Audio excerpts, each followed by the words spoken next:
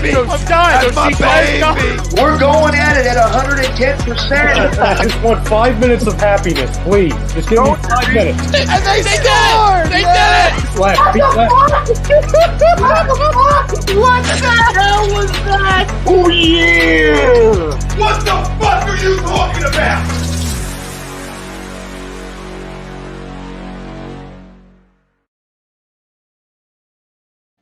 Hey, what is up, my fam? We are back. Another episode of our Athlete Spotlight with our special guest this afternoon, Miss Jessica Evil Eye, joining us from Cleveland now. She's in Cleveland for a few weeks. She's not out there in Vegas. I was just talking to her. She's telling me her blood ain't used to it no more. The coldness of the Northeast is not what Jessica's used to anymore. We're going to talk about a lot of things over the next half hour, 45 minutes, however long me and Jess decide to keep this thing going. We're going to have some fun. Each and every one of these episodes of our Athlete Spotlight is brought to you by Specialized Physical Therapy. Make sure you guys are checking them out. They got 2 locations in Burlington and Cherry Hill. That's specializedphysicaltherapy.com. Try to get some physical therapy going on. I know a little bit about that. Going on right now. make sure you're hitting our guys up. You know, if you just want to get your body in tune, hit our guys up and check out all the work that they're doing with all their customers. And let's get into this one. Obviously, Jess, it's been a while for me and you go way back. So we got some catching up to do. I guess real quick for anyone who obviously new network and things like that for me and you. I guess give the fans a quick little rundown on I guess who you are and a little bit of your story. I know you do have a quite a unique thing. Early in your career, you had some setbacks with the accident and things of that nature. You've overcome a lot.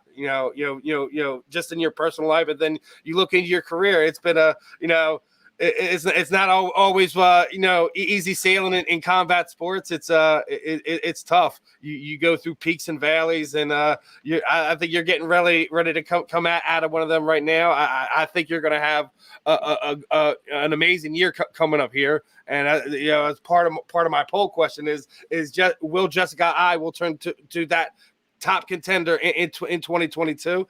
I think you can do it. I know that flyweight division is starting to get some names moving back around. Obviously, moving and shaking going on over the past month or so with no actual fights. Some people are coming back down the flyweight. Some people are leaving the division. What do you think? Playing devil's advocate here. Let's say if I'm one of these guys saying, Jessica, I think the sport's caught up to you. Why are you going to convince me you're going to be a top contender in 2022?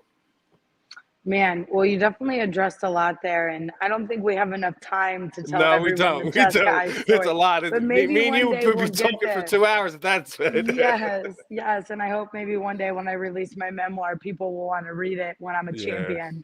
But yeah, first and foremost, the division is doing some really amazing things, and I'm really excited for women's MMA has continuously grown into. I mean, considering the early years when I did start, women's MMA was virtually non-existent at all and still in its early years. And, I still consider myself a pioneer, but I also consider myself, I consider myself a pioneer. I consider myself a vet, but I still consider myself a student to the game and still know that there's a lot of fight left in this dog. And there's a lot more that I want to do and that I'm capable of doing.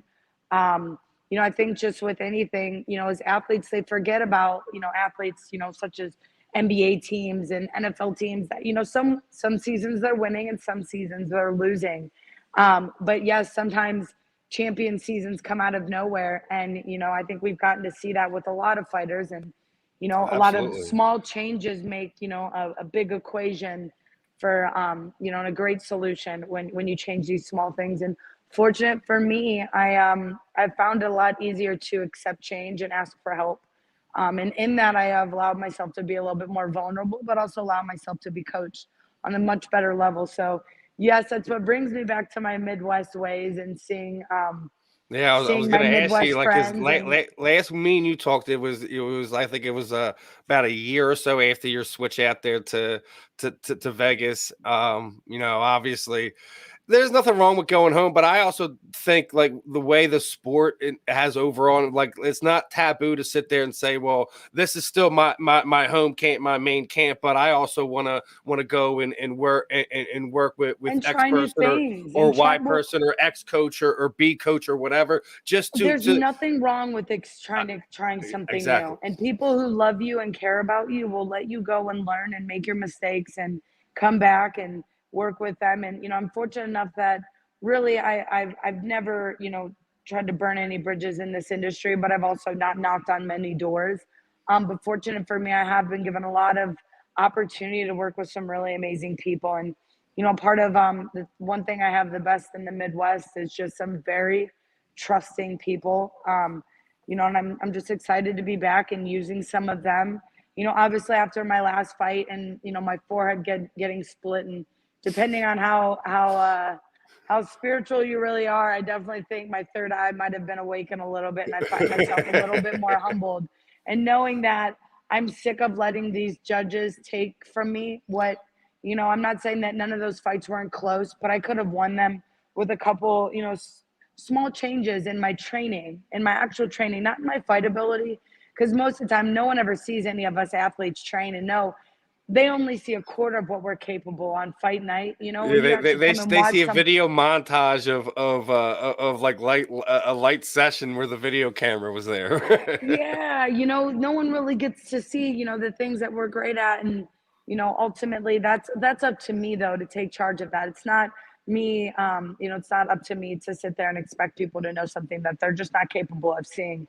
So it's up to me to show it and do it and execute it. And then really there's nothing to talk about. So I found the changes that I feel I need to make, and I'm working at making them. And I'm very excited about this camp, and just excited to, again, almost felt like the UFC. I don't want to be their gatekeeper when it comes to the woman.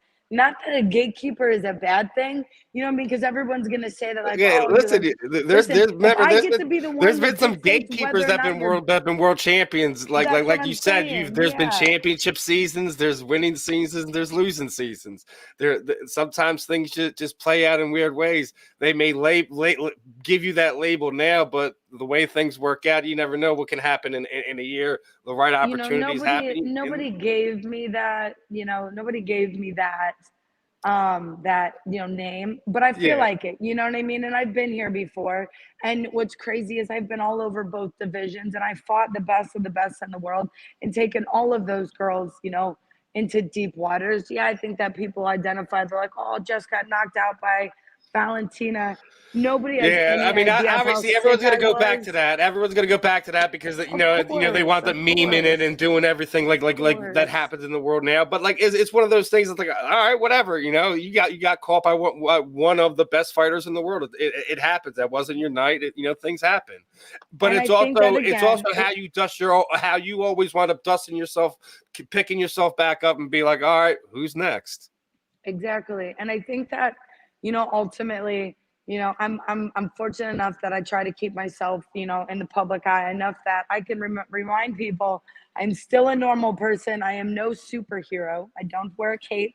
I'm just like everybody else. I just happen to be better at punching people and kicking people. But I'm also, I'm capable of the same struggles. I'm, capable of having the same insecurities. And I feel like knowing that as a professional athlete, keeping those humble ways will just always keep me grounded, but also keep me blessed, and put me in opportunities to make myself look good in the octagon, and as well in the public eye. Yeah, and that's something like that also has taken on a life of its own too. Like, since last me and you talk, you've kind of embraced other aspects where you've kind of been like, in a shell. A little bit more exactly. Girly girl too.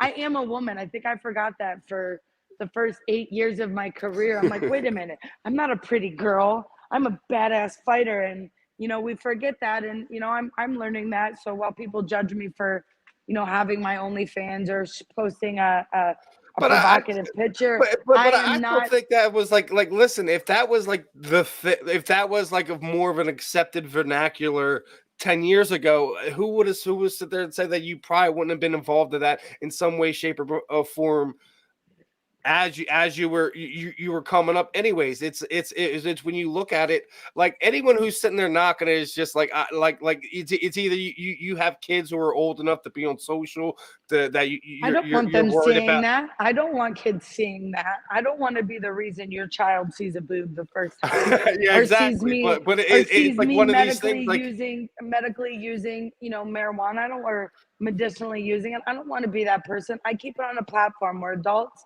of the 18 and above can interact with me on an adult level. The kids don't go to the bar with us. They don't have drinks with us.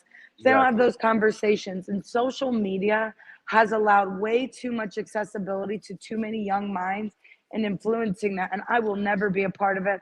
I will support the OnlyFans platform for the sense of the platform ability for me as an adult. If you want to come to the Jessica I Club, if you want to come to the Jessica I Adult Club, it costs X amount of dollars. And of course, people have hated on me about that, but let's face it, my prices are high because that's not what I pride myself on. But if you want to see that side of me, and again, it's going to cost, and because it comes at a cost of me. Any woman should know sharing their body and putting it out there in any possible way. It even says that, like, when we weigh in on fight night, if we don't look like we look on fight night, people call us fat. You know what I mean? If people don't see me if they see me in my off season and then they see me on the scale, they're going to see two different people. So what person am I supposed to identify with if all you're identifying me with is when you see me in a bikini on a scale? Why can't I show you who I am and be identified with the person I am on every day and be judged on that body? And if you are going to judge me on that body, should I not create a barrier where if you're going to judge me inadequately and say mean things, you should have to pay for it, not just to be accepted it for free, to put it on social media for people to take with it however they want? Like, that's the difference. Haters are not going to pay my fees. But it's also one of the things too is like what people also forget is like it's not just like the adult stuff that goes on that stuff for that content. No, it's not. I don't listen. There's there's there's an aspect of that there, but like you're saying, it's a window. I'm not having sex online and stuff. You know what I mean? Like, I'm not doing this crazy things. Like, all I'm doing is capitalizing what I can do. We're fortunate enough to know each other and have an interview and have a conversation. But I've known you for many years, and you've earned that respect to me. And honestly, without that, if you're willing to pay for it, I will absolutely give you my time. I'd be disrespectful not to give you my time or talk to you or create a relationship with you. I mean, some of these guys I talk to every day just pay my subscription fee, and we'll conversate about fighting. We'll conversate about normal stuff. Like there is that ability to have that. And if you want to have your own private meeting and do this conversation like you and I are and just talk about normal stuff, that has nothing to do with fighting. Maybe you want to talk about Diego and Athena. Maybe you want to ask me about Evie, how Evie's doing, because you follow me socially. That's where that connection is for that. So, and if you want to see me in a hot outfit, you could pay for that too. Obviously, one of our premium members here on ATD, showing you some love down here.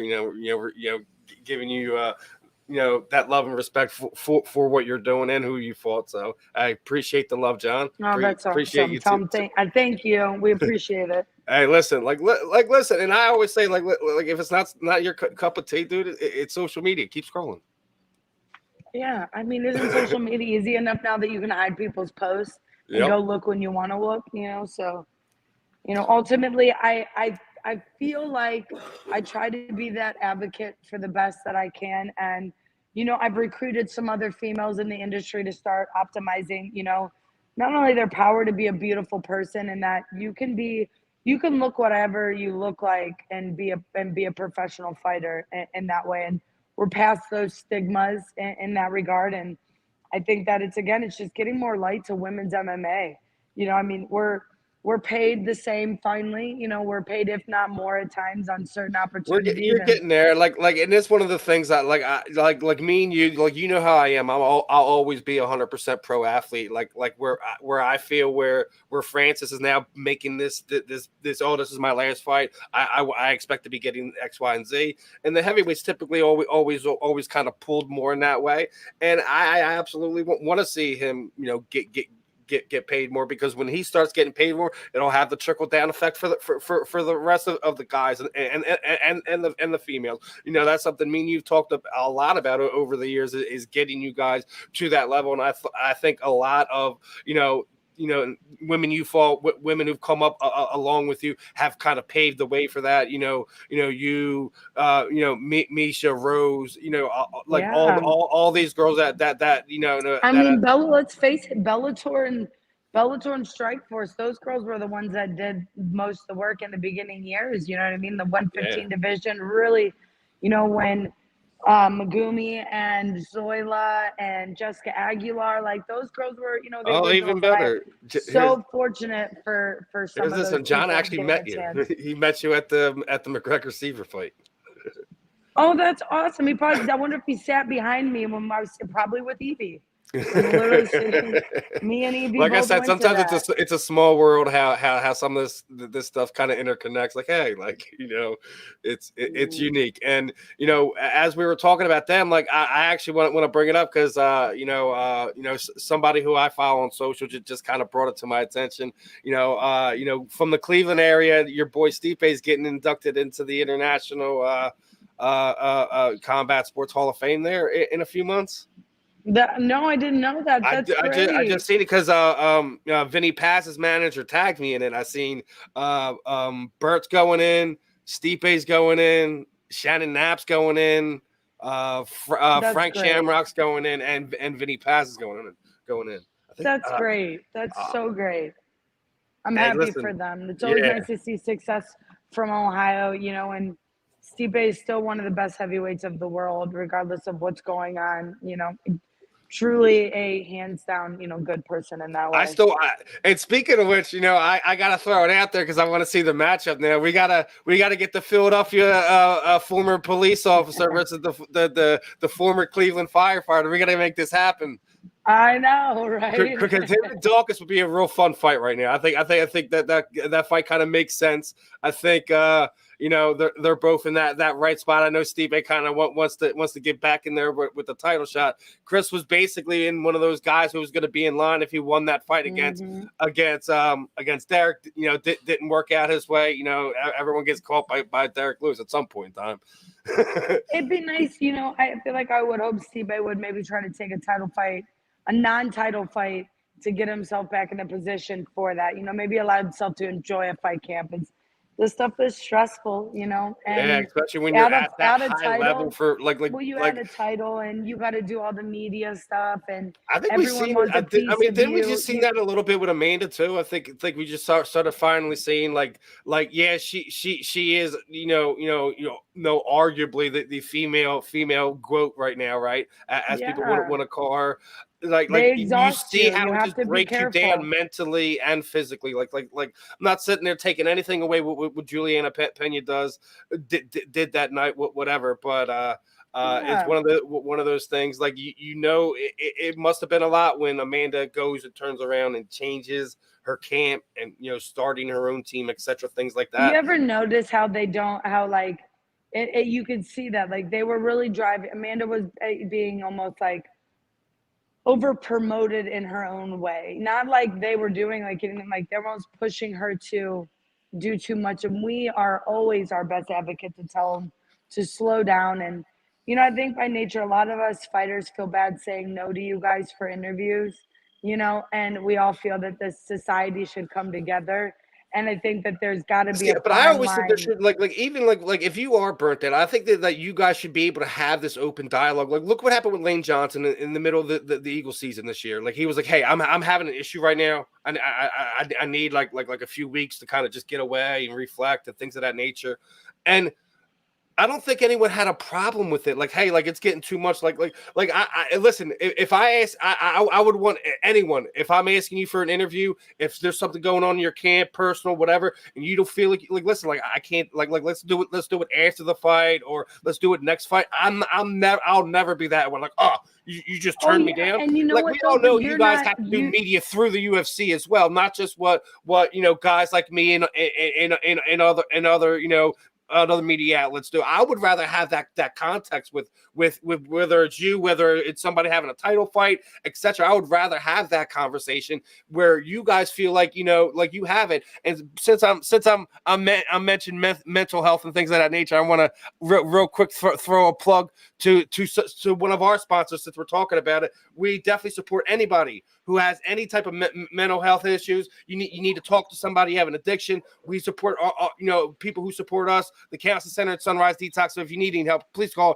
856-651-8117. Sorry, just had to throw that out there. Since we were listen, I am right there with that, and Mm-hmm. I think that is very important. I think that understanding the difference with mental health as well as just being burned out. I think fortunate for me, I find that I know the difference for myself when I'm burned out or when I'm struggling with mental health. So I always encourage people to find and seek out that help for themselves, and especially in this industry, I always seek out as us professional athletes that, are taking this damage and being the ones that live in this body to make sure that we always take care of ourselves. But, ultimately, the UFC is kind of the bully big brother, and they get the final say. So no matter Well, I mean, isn't it like what, that with any job? Like when you have a job, like obviously, I mean, your guys is on a way different context, but like obviously there's some perks and there's some downsides that come to every job. Obviously, you guys get to perform, in front of we get to millions perform of people. in people. We get to change lives. People remember who we are. There is so much that goes into it in that regard. And yeah, there's the pros and cons of everything in life, and we could go in circles for hours on that. And, I think that I'm excited for the Venezuelan vixen to have done that. Like I've been in the Octagon with her before. I lost a controversial split decision from her with an illegal knee that never got me a warning. That wasn't an illegal knee. It was completely an accident on transition. Like we talk about that in the NFL. Like, you look what happened. Like the Eagles this past week. One of our guys got called for roughing the passer, and you clearly see he pulls up, right? They still wound up getting 15 yards, whatever. I mean, we wound up get trounced in the game. But don't you think, like in all sports, like when there's something that happens along those natures, like you should be able to, like, hey, like we have all this technology. We should be challenging. We should be challenging. Like your coach should be able to throw a challenge. Like, hey, throw a that's a challenge deduction. flag in. Like it should be. And you know what? Let's just keep hoping that this very young sport, that's something like level, I still eventually have to things are still developing. We're still owned. We were for 18, 19 years we were owned by a private owner, and now recently we're owned by a huge marketing firm. Like there's a lot of change that's going to keep going on, and we're going to I got to ask you about this one now. Obviously, this is the hot button topic among fans. The price change for the pay-per-view, or I know some people are not too happy about it. Obviously, you guys don't have any control about it. Obviously, Dana said what he said about it. I guess this is coming along with the evolving of the sport, right? Obviously, it was going to happen, right? I guess it's hard to say whether or not it was going to happen, but it's pretty much out of the UFC's control. It's out of all of our control. And I'll remind everybody daily that us UFC fighters, unless you have champion points into the pay-per-view or you've been a champion, I don't get any money on that pay-per-view. I don't get paid anymore whether or not people buy it. So when they say, Jessica, you're on the 5th fight on the card, I'm like, good. That means I'm out of here soon. And I don't have to wait all day. I don't get any more money. I don't get any less money. I don't get any more exposure. The exposure is going to be what it's going to be. And the people that are going to buy the pay-per-views, we're going to buy the pay-per-views no matter what their prices were. So, it's interesting. Yes, it is definitely more money than But at the same time, I feel like we've all been seeing. I think my Hulu raised this month. Like We're seeing a about lot of everything right things, now. inflammation. So I mean, I think Gas that's is just up, groceries is up, yeah. I cable think bills that's a little bit up, above our everything's pay up. grade when it comes to understanding. So I don't know if that's just an MMA thing. Yeah, I think it's just a life thing right now. Everything's going Me up. too. It not I don't think what anyone really wants, but hey, it's just it's something part of life, something we're all having to deal with right now, and it affects all aspects. So All aspects. now a few more before we get ready to wrap this one up. Obviously, I wanted to actually talk about the actual fight that you have coming up here. Was it March 5th? You're on the like you said, you're on the pay-per-view. Your fifth fight, UFC 272. You're definitely not sticking around for that one. You have no interest in watching the main event there. Oh, so just so you know, me always and how I kind of am, like, especially on fight night, my fight nights, just as every fighter's a little selfish. Like, I'm there for me. Like, I'm not a fan on that night. Even like when I'm done, at that point, even when I'm done fighting, all I want to do is go see my friends and my family. You know what I I mean? know how Like, you are. win, It's lose, always or been like draw. that. Like, I want to be with them. Like, that's like, I'm just that kind of Because all the human hard being. work's done. You just want to Yeah, relax. man, I wanna look at them. I wanna have conversations with them. I miss seeing them. Like, those are the things that I want to do, not continuously engulf myself in the more and do it. And most times I'm like, I'll just go home and watch it anyways, and sit on the couch, eat my snack, from all my hard work. So obviously going into this fight, I know how important it is for not only my me and my ego, but for my fight career and where it keeps me. So like, Yeah, because again, obviously on that hindsight, like, I don't care about anybody else on the card. I mean, yes, people know I said one time that Jorge Masvidal, I made some tweet at him like, that ship has sailed. I don't really like, that was just a tweet I made. Like, I'm totally worried about myself. I'm totally worried about what I'm gonna be doing on like that I was night. bored. I just wanted to say like, hey, what's up? Right now, come on. I made some clickbait. I'm sorry, guys. Hey, man, it happens. It's part of the game there, right? Yes, it is very much. So now, obviously, being part of the game, we see some things. They UFC just released Chokagian. Was on a winning streak. Obviously, They did release her. They didn't re-sign a contract. That's from the word was saying she is not was not offered a contract, and she's going to be a free agent. So I know that was it originally because she had lost that. She or like won that fight, but like that was her last fight in her contract. That's interesting. If they don't re-sign Caitlin, I don't really know what direction they're going in with the women. That's what I'm saying. Like Caitlin is great. I wanted to pick your brain about that because her. I admire. I'm proud of her for winning that fight. She's won all the fights I needed her to win to make me look good. Make me look like like there was definitely something going on, and why I didn't beat the snot out of the girls.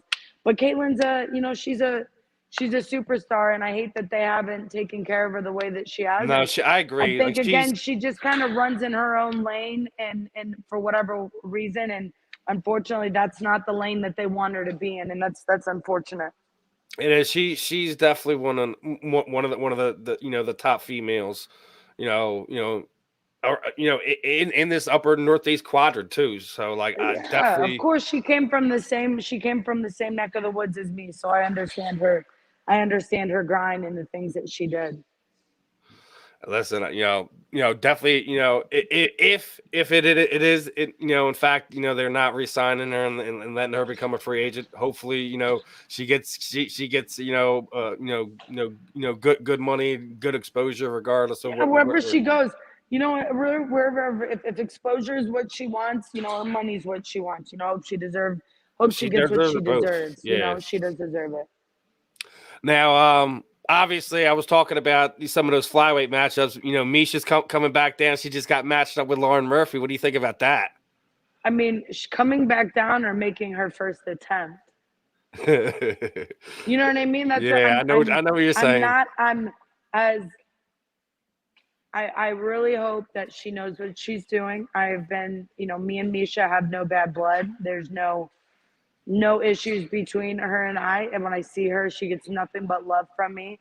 I just hope that she knows what she's doing, because sometimes making the weight is not a win, and some of us who walk and fight at 25, and she's with the UFC Performance Institute, so hopefully they will guide her, adequately, and she'll take the advice. But how do I say this? I'll believe it when I see it. Yeah, well, I know what you mean, because I think that this is going to be way more. She's been looking a lot bigger the last few years, so I definitely hear you.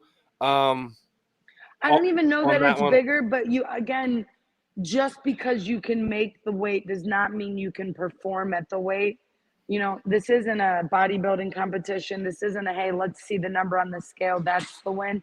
The number on the scale is a part of the win. So we'll see. We'll absolutely. It's one, like you said, one thing to make the weight, it's another rematches. to perform at that weight.